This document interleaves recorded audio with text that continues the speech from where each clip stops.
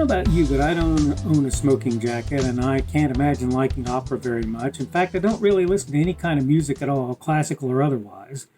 And to me, none of that is really what culture is about, though all of those sort of factor into what various people look at when they talk about culture. Hello and welcome to the Daily Summation from Kurt's Religion and Politics. I'm your host, I'm Kurt.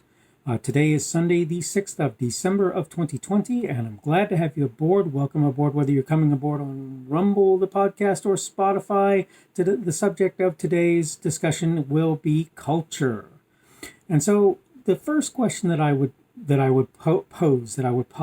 put out there is, what does culture mean? And the answer is, I think you pretty much have to say that it means different things to different people, right? Some people look at culture and they think about what it means in terms of your ethnic origins and so forth, although in many instances that's not really a particularly reasonable way to look at things, because though my family is Germanic, and other than that, mostly from the UK area in origin, we really don't do a lot of the things that people in those areas have a tendency to do or act in ways that those people have a tendency to act. You can make the argument that my family, having moved to the Americas, to the United States some many years ago, sort of changed what you can expect out of our culture. And I suppose that's reasonable. But part of my point then is that culture is sort of things that we choose. And for me personally, my having been in Australia for a time, for about 8 years, dramatically affected how I looked at life. And therefore, one could argue dramatically affected my culture, right? So that's something to consider as well. Now, I sort of relate culture in one sense to what happens in one's workplace, right? That's not by any means all inclusive or comprehensive when it comes to culture. But when you talk about workplace culture, what you're talking about is a different thing, obviously, than culture in the general sense. But the two are really strongly related. And I wanted to point something out. I tend to be a really private person. I'm that guy who has very few people who really very much know him. He talks to people once in a while. I talk to people once in a while, but I don't really make it my business to go out of my way to talk to people, and I don't have a lot of friends or any of that.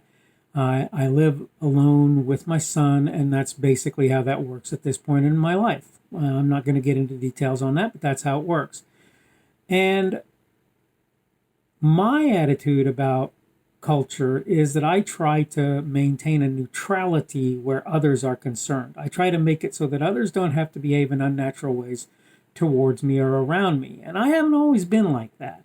There was a long time when my view of that, and this is all going to relate to workplace culture, so bear with me for a minute as well for that.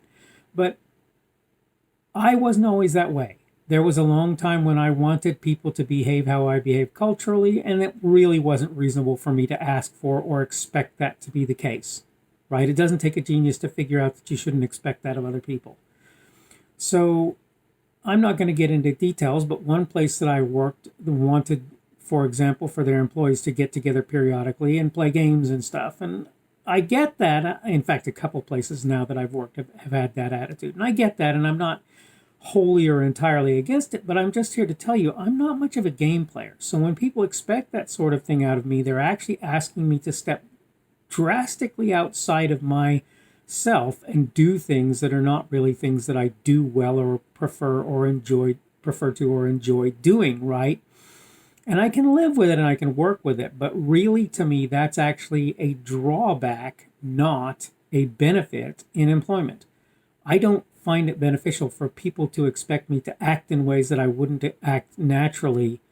That doesn't mean that you don't have to do that as a normal thing of being a worker, of being an employee. But it does mean that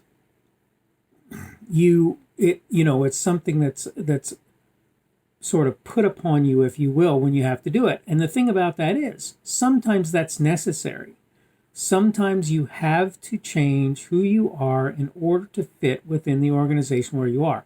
And I'm willing to act in ways that are not natural to me in order to fit in, even if I don't really see the sense in it. So I'm not trying to say that I'm not going to do that. But largely the way I look at that, and this is what, like I say, this is where it fits into the workplace culture, and it also fits into culture in general. I sat in a local place getting my car done recently, literally yesterday, right?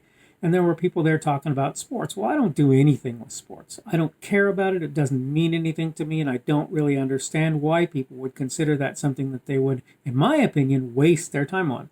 But I know that a lot of people spend their time on it, and I'm not going to tell them that they shouldn't do it. I'm not going to do that. That's not a reasonable thing for me to do.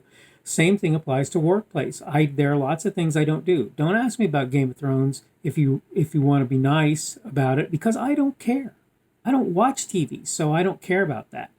You can ask me, how can you not watch TV? How can you not go out and get drunk? Well, the answer is I actually live what I consider mostly a pretty satisfactory life. We all have our problems. We all have our issues, and I'm not saying I don't as well, right?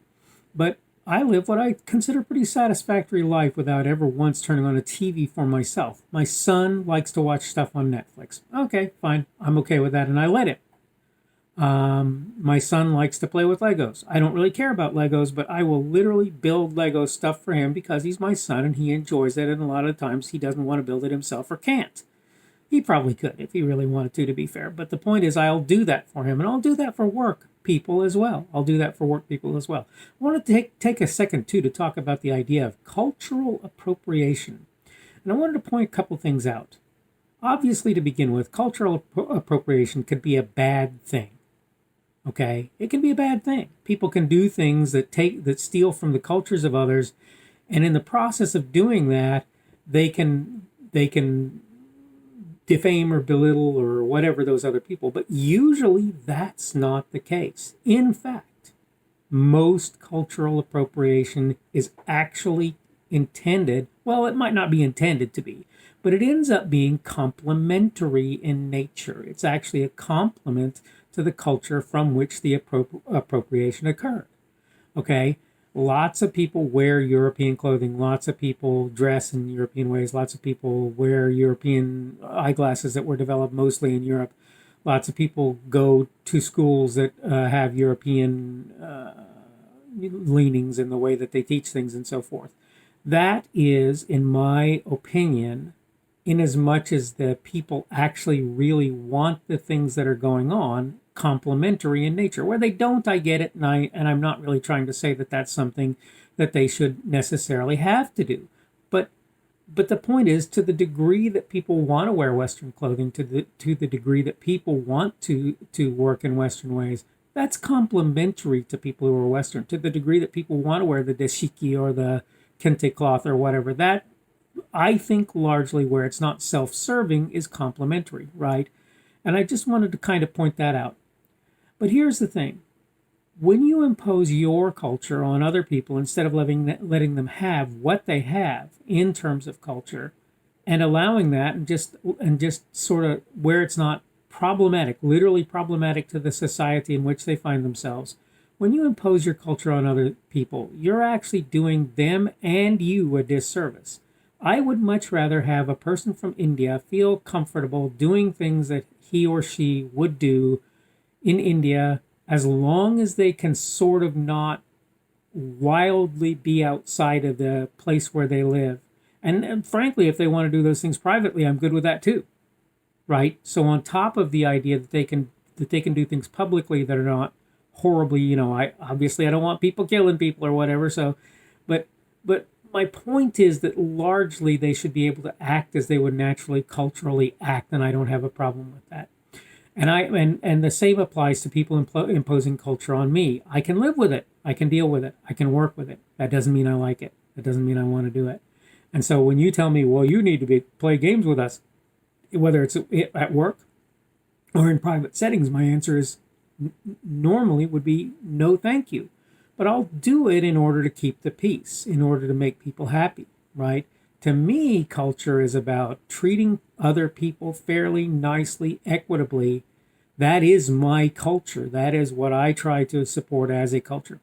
All right, I'm about out of time, so I'm going to go ahead and wrap things up. Again, today is the 6th of December of 2020. Some reason I'm saying December recently. Don't really know why that is. And it's a Sunday. Tomorrow will be Monday, the 7th of December. I'm sorry, December.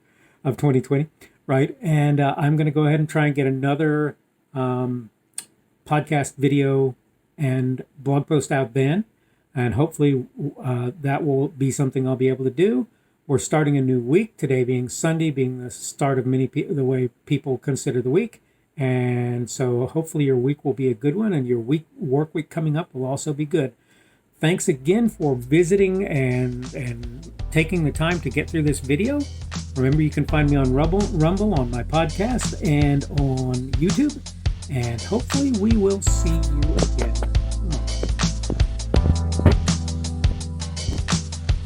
The speaker on this edition of the Daily Summation is Kurt Schubert. This video was recorded on Sunday, the 6th of December, 2020. The Daily Summation is created for Kurt's Religion and Politics.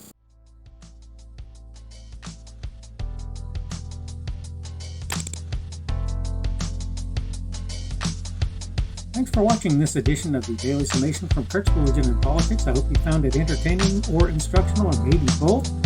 If you want to see more from me, you can go to blogs.kpschubert.com. That's blogs.kpschubert.com.